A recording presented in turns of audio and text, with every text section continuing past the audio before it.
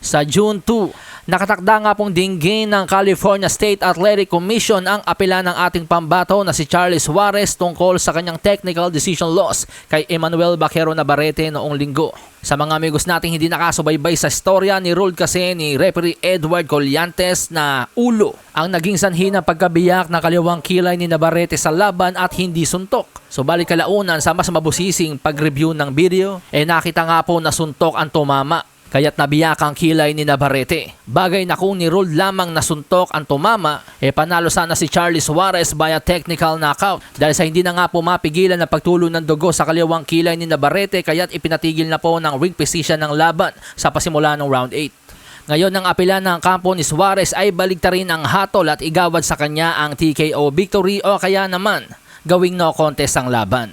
Ang inisyal na hatol kasi mga amigos ay technical decision victory para kay Navarrete sa score na 77-76, 78-75 at 77-76. Pero sa mata ng inyong lingkod, dapat talagang ibigay ang panalo kay Suarez. Kung gagawin lang itong no contest para sa akin, lugi pa rin po si Suarez. At narito ang aking mga dahilan. Number 3, hanggat maaga, itama ang mali.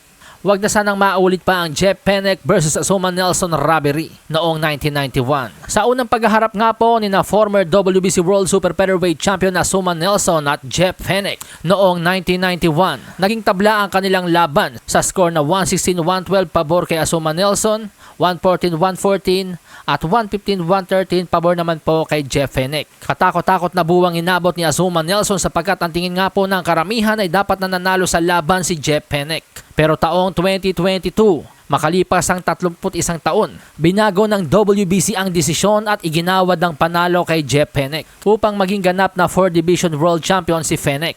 Kaya naman para sa akin mga amigos, wag na po sanang antayin pa ang 31 years bago baliktarin ang desisyon at igawad ang panalo kay Charlie Suarez. Dahil kitang-kita naman po na talagang suntok ang tumama at naging dahilan ng pagkabiyak ng kaliwang kilay ni Emmanuel Navarrete. Sapat na ebidensya upang itanghal na panalo si Charlie Suarez. Para sa akin hindi po sapat na gawin lamang no contest ang laban. Para sa akin lugi pa rin po si Charlie Suarez kung gagawin lang no contest ang laban. Ang pinakakarapat dapat na hatol po ay igawad ang panalo kay Charlie Suarez dahil sa laki at linaw ng ebidensya. Now punta tayo sa number 2. Mas karapat dapat tanghaling panalo si Suarez kesa kay Olascuaga. October 2024 na headbutt ni Anthony Olascuaga si Jonathan Bomba Gonzalez sa kanilang naging bakbakan sa Ariake Arena. Malinaw pa sa sikat ng araw na umpog at hindi suntok ang naging dahilan kaya't nabiyak ang kaliwang kilay ni Bomba Gonzalez at hindi na magawa makapagpatuloy sa laban. Ang unang hatol ay no decision pero kalaunan ay binago at ginawang TKO victory para kay Anthony Olascuaga. Bagamat magkaiba ang sitwasyon sapagkat sa sitwasyon ni Navarrete itinigil po ng ring position ng laban dahil sa patuloy na agos ng dugo sa kilay ni Navarrete at mas malalim ang biyak nito, habang si Bomba Gonzalez naman po ay pinapayagan pa ng ring position na lumaban, subalit hirap nga daw po makakita si Bomba Gonzalez kaya't umayaw siya sa laban. So ang point ko lang po mga amigos, kung nagawa nilang baliktarin ang no decision sa naging laban ni Bomba Gonzalez at Olascuaga at igawad ang TKO na panalo kay Olascuaga, di hamak na mas deserve po ni Suarez na igawad ang TKO victory sa kanya. Sa kadahilan ng suntok talaga ang bumiyak ng kaliwang kilay ni Navarrete, samantalang kay Bomba Gonzalez nabiyak ang kilay nito sa pamamagitan ng head clash. I'm not saying na mali ang desisyon sa laban ni Olascuaga at Bomba Gonzalez. Ang sa akin lang ay kung nagawa nilang gawaran ng isang TKO na panalo ang isang boksingero na nagpaayaw sa pamamagitan ng head clash, hindi ba't mas karapat dapat gawaran ng TKO na panalo ang boksingerong nagpatigil sa isang laban gamit ang isang malinis na suntok? Kaya ako nasasabi mga amigos na lugi pa rin po si Suarez kung gagawin lang no contest ang laban.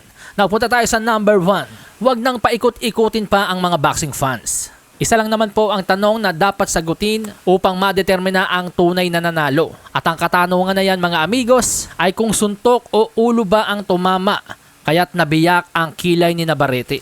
2025 na po mga amigos, available na ang ating mga advanced technology upang madetermina kung ano ang tunay na nangyari. Ang linaw ng kamera ng ESPN. Ano pang silbi ng linaw ng mga kamera na yan kung hindi rin naman po gagamitin sa tamang paraan? Para sa akin mga amigos, magiging comedy lang kasi. Katawa-tawa, kahiya-hiya. kung mapapatunayan ng California State Athletic Commission na suntok ni Suarez ang tumama at siyang naging dahilan kaya't nabiyak ang kaliwang kilay ni Navarrete. Tapos idedeklara lang nilang no contest ang laban.